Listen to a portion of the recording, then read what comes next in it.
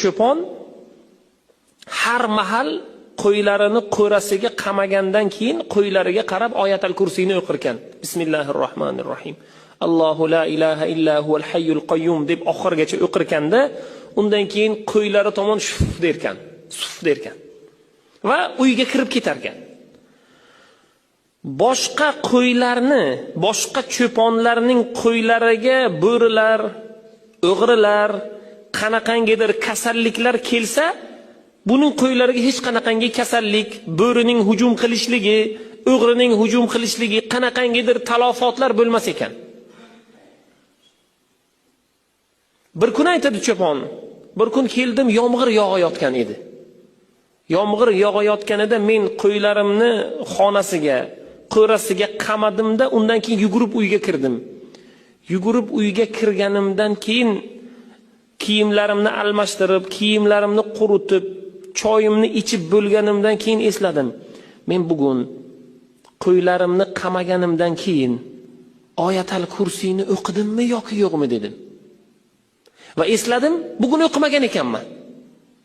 Yarim tun bo'lgan. Yarim tunda chiqdimda qo'yxona tomonga qarab oyatal kursiyni o'qidim.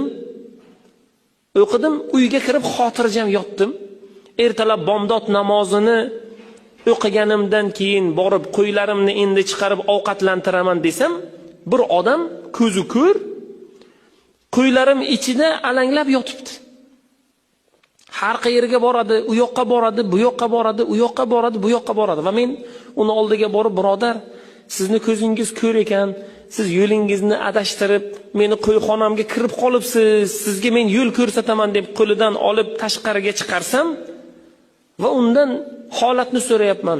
Siz qanday qilib bu joyga kirib qoldingiz desam, agar men aslida o'g'riman. Kechqurun sizni qo'ylaringizni o'g'irlayman deb kiruvdim. Qo'ylar ichidan bir semizrog'i baquvvatini tanlayman deyotgan bir vaqtimda birdaniga nimadir bo'ldi-yu, ko'zim ko'rmay qoldi. Va shunda u yigit aytdiki, subhanalloh. O'sha payt bu oyatal kursiyni o'qib yuborgan, o'sha payt.